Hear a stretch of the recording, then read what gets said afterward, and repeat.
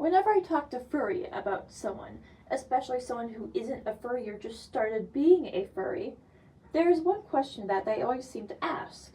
And that question is, why do furries get into so much drama? And I feel like in order to really answer that question, we have to look back at what furry is. For starters, the definition of furry is a very broad one, a fan of anthropomorphic animals.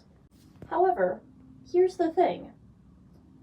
Furry isn't just one big collective. There are also sub-communities inside of the community. For example, we have specific fursuiting communities, or specific creator communities, or specific communities about, let's say, adopts.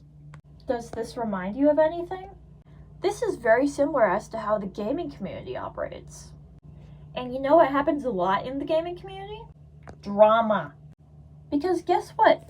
Those sub-communities, as we call them, don't always like each other.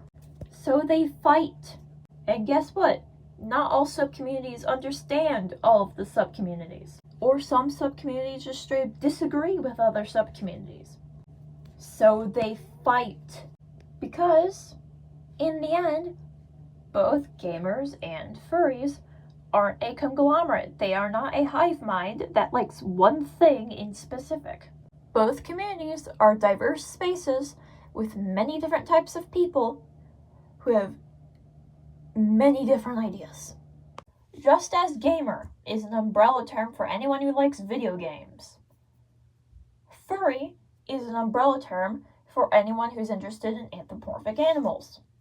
And yes, I know furry operates very differently than the gaming community in some aspects, such as how meets are hosted, what type of meets are hosted, the environment in conventions, and so much more.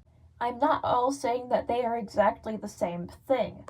However, I am saying that they are very similar in the fact that both furry and gamer are umbrella terms for their communities.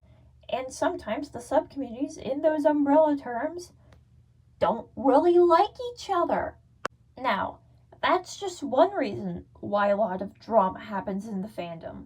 There are other reasons too. However, this one is one that a lot of people outside of the community, or people who are very new to the community, don't seem to understand.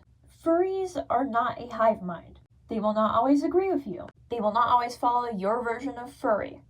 Deal with